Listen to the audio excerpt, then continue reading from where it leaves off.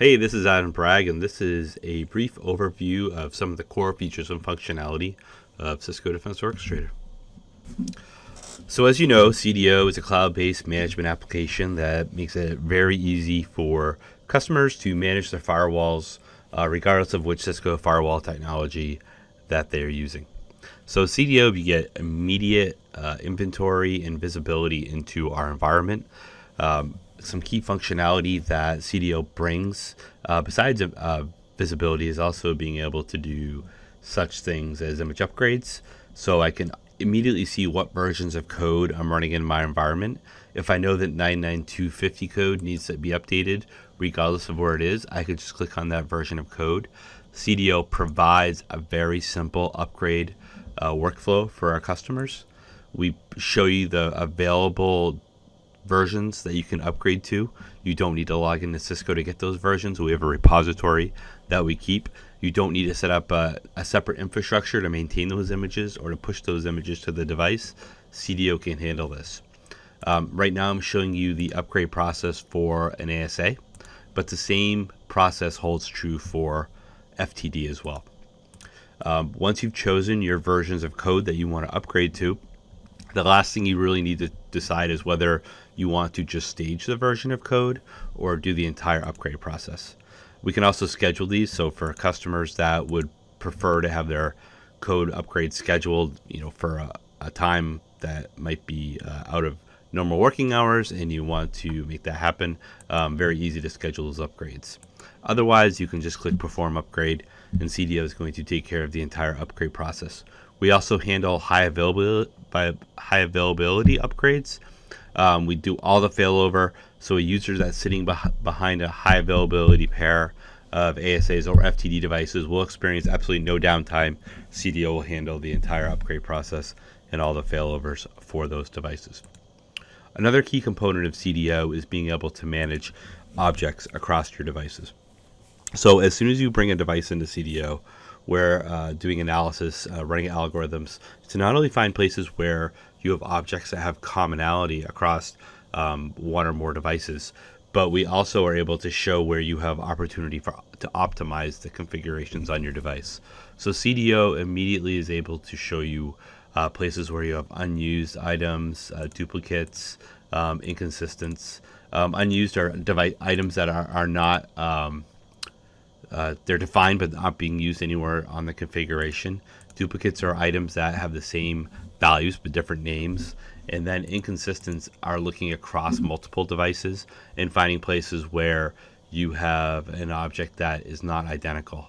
So for instance, I might have an object for SSH clients that is supposed to be identical across all my devices. And CDO is very easily able to show you, hey, these are different versions across. Do you want them to be the same?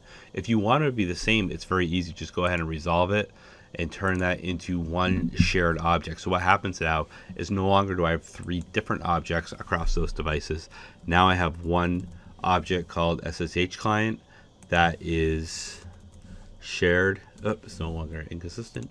It's now shared, and now we can manage this item as one entity across all 6 of these devices. So very simple to get a grasp of your configurations, consolidate, and then manage holistically across your entire environment. We also do policy management, obviously. So the block and tackling of being able to manage your ACLs across your devices, being able to see the permit denies, manage all the objects, edit all of these. These are all features and functionality that are baked into CDO. If I had traffic running through this device, we would see hit rates here as well. Some other goodies that we have built in is being able to find places where you have objects that are identical to each other. So for instance, I have a branch object here, branch policy that is supposed to be identical and is identical across all my branch devices. So I have one global policy. I want it to be my default policy across all my branches. So now what happens if I make a change here? Maybe I want to edit my destination and I'm going to replace any with that new SSH object that is now consistent. I can go ahead and select that and save it. And now all of these devices that are sharing this policy will be updated. So it becomes very easy again to make one change one time and push it out to multiple devices. We're also able to identify places where you have rules that are of no value in your configuration. We call those shadow rules. So a rule that is defined, it's created, it's a perfectly valid rule, but no packet will ever reach it because something upstream will intercept that packet first. So for instance, all these ACLs that have a half moon in front of them mean that these are shadowed. No packet will reach them. If I expose one of them, we'll see that line 12 is shadowed by line 9. So any packet that could be adjudicated by line 12 will instead be processed at line 9 and will stop there. So we have the tools, we have the visibility. Now maybe I will remove line 9. Maybe my choice would be to remove all the shadow rules. We don't know what your objective is here, but you have the tools to define what you want to do and make those changes. We're also able to, besides policy management on the ASAs, we're also able to bring that awesome policy management features and capability to our FTD devices as well. So with Firepower Threat Defense, we obviously have taken the awesome capabilities, the layer 3, layer 4 capabilities of an ASA, but also brought in the best of breed layer 7 next generation firewall capabilities. And CDO can help you manage those policies as well. So you can see here, not only do I have my traditional layer 3, layer 4 policies, but I can also manage what you have come to know that you were able to do with FMC, you can also do with CDO as far as URL categories, application filtering, user policies based on users. If you have an identity service hooked into your firewall, being able to leverage that to make rules based on users and user groups. Obviously, being able to bring in IPS rules using our Snort signature set that is maintained by the Talos service of Cisco. And then network AMP, being able to do advanced malware protection at the network level, making decisions based on what the SHA-256 is coming across the wire. Is it a good file? Is it a bad file? Do we need to go check and see if it's malicious or not? All those capabilities are built right into CDO to help you manage those policies on your next generation firewalls. New as well is our capability of being able to bring in Meraki MX policies to manage inside of CDO as well. So I have a Meraki MX device. If I go look at the policy, you can see that I have a policy on here that is taken directly from the dashboard for this device. One thing that might be unique for customers that are familiar with MX is that CDO is able to bring the concept of an object. So you can manage objects inside of CDO and then define them, use them in your policies for your MX devices, and then push those device configs back down to your Meraki MX device. The Meraki MX device doesn't natively today support objects, but CDO knows how to write those policies back down properly.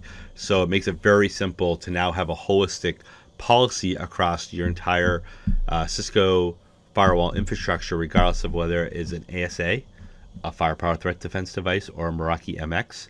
Now I can have a holistic policy sharing using objects. So for instance, to make that case in point, I have an object on my devices called emergency block list. And that emergency block list is part of the first rule in every single one of my FTD devices, ASAs, and Meraki.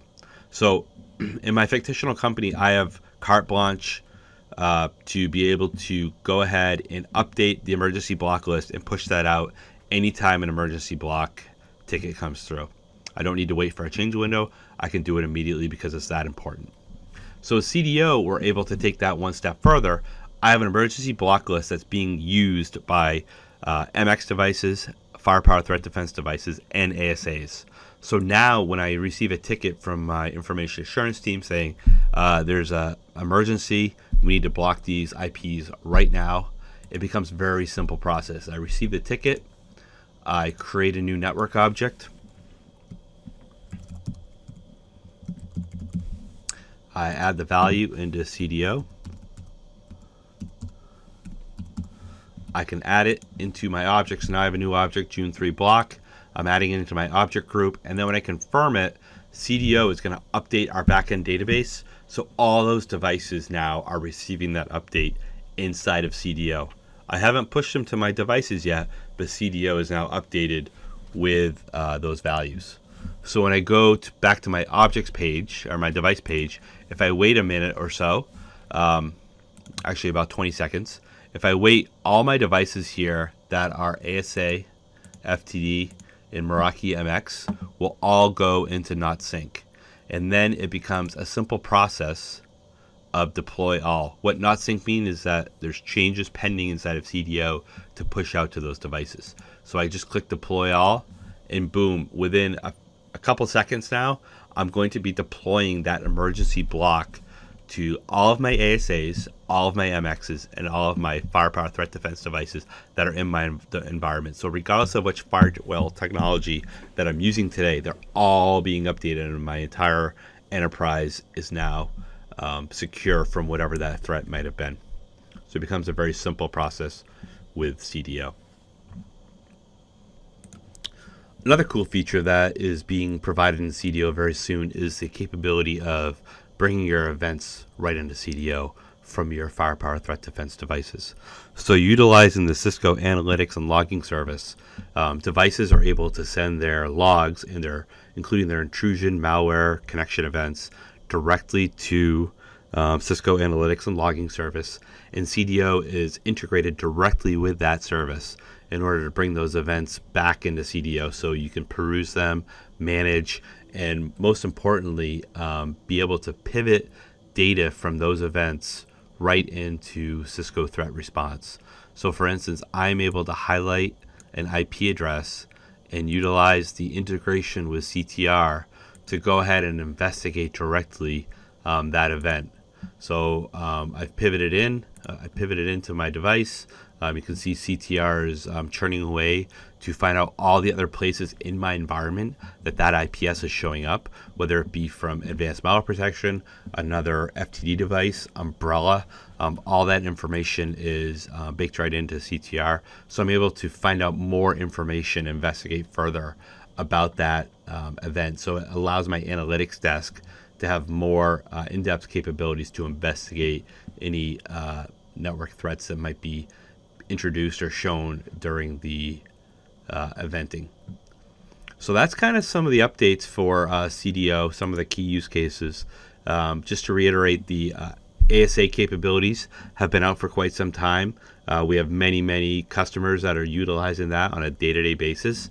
The FTD capabilities are being introduced and launched at Cisco Live US 2019, and then all those Meraki capabilities and the Cisco eventing using the Cisco Analytics and Logging Service will be available sometime early this summer as well.